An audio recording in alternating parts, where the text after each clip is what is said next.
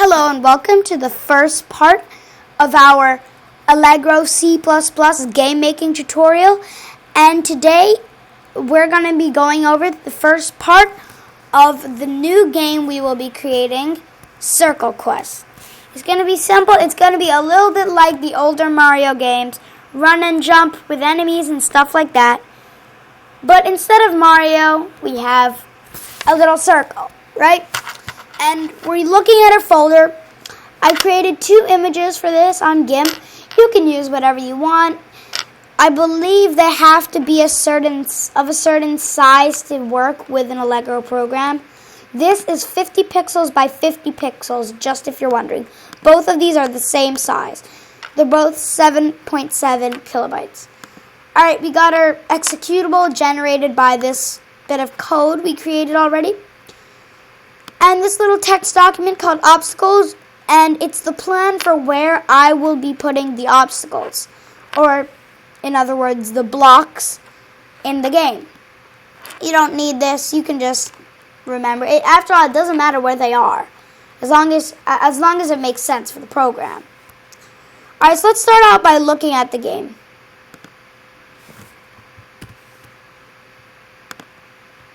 All right. Just so you can see, I'm going to move it a little down. Alright, so this time I was thinking a little bit and I decided that I'm going to do a different way of movement.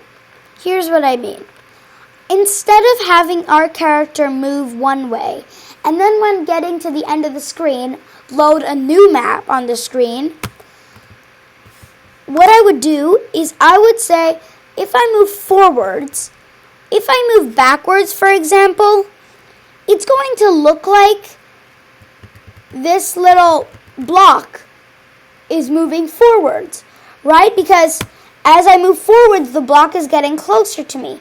And you can see this, but this map, this screen, has a bitmap going right off it, a long way. So when I go forward, the map keeps generating. It keeps generating. It doesn't load a new map. This is really good because I think it looks more realistic. And it doesn't really look good switching maps. I like to move forward straight, run, jump, kill enemies, whatever. Alright, that was the game. Now let's move on to the more technical stuff. The code.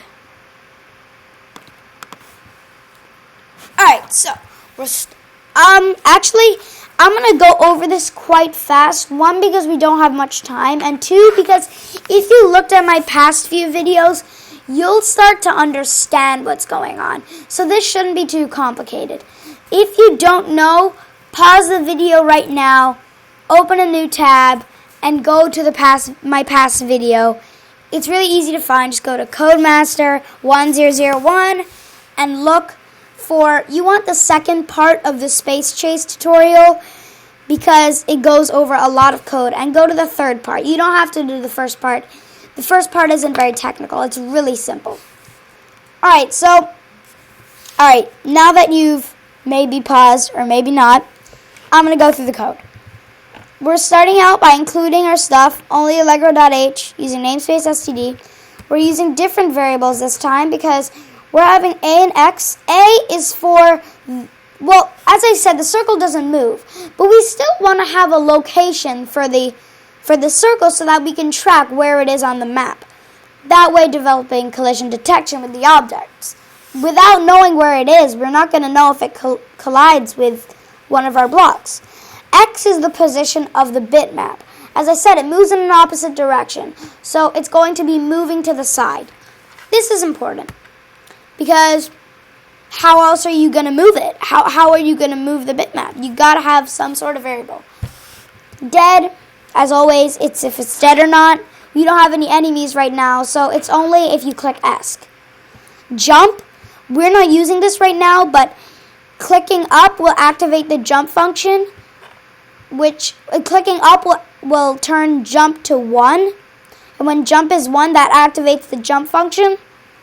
And jump level, is where you are in the jump, because it goes up, up, up, up, up, say 10 pixels. After a couple of loops, say after 10 loops, then it goes down. Then it has to know when to go down. It can't just keep flying up. Alright, and also jump level is important because you want to know if the jump level is under a block. If it is, you want to cancel out the jump and go back down. It's really helpful. For this, you really need to be able to locate the circle exactly. You need to be able to locate it enough you could print it out on the screen and show the exact location, the exact variable. Alright, let's go to the main. We only have one function right now. There's going to be 3 more. One for jump, one for enemy, and one for block, which is going to be the block, the enemy, and the jumps. Alright, so we're setting our variables. Dead is 1. We're alive.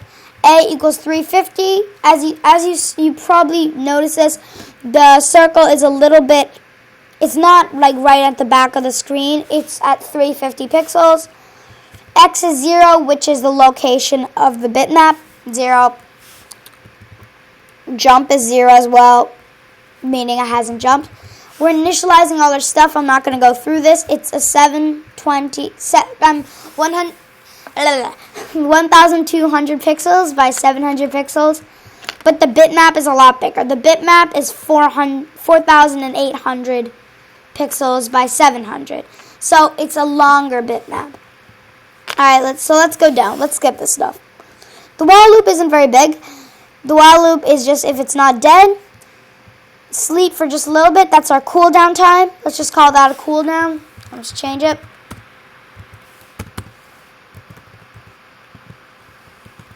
Cooldown.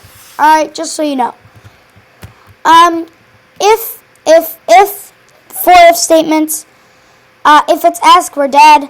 Left, when it's left, we need to go subtract 3 from A for the location of A and add 3 to X. As I said, it needs to be the opposite for the 2 because they're moving in opposite directions. Same thing with right, just the opposite of that.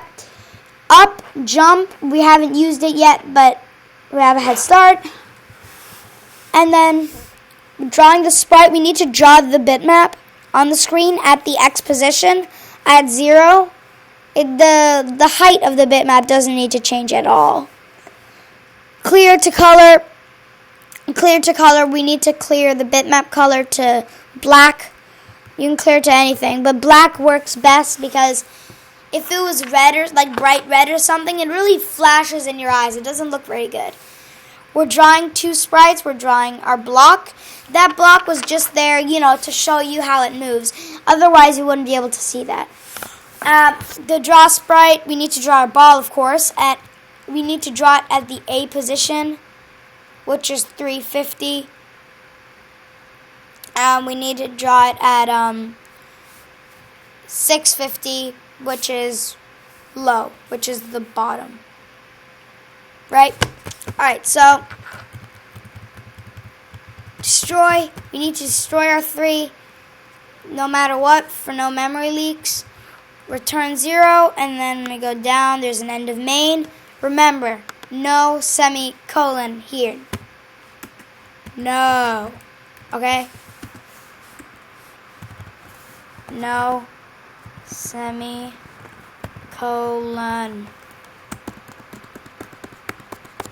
Alright. Remember to rate, comment, and subscribe. And if you were you had no idea what was going on here, just look at the past video. It really explains every bit of code, and you will learn. You'll learn very quickly. Just copy the code, look at it, and write it down, compile it, and you'll see. Alright, so remember to rate, comment, and subscribe again. And for more videos and to support me in making new videos. Goodbye.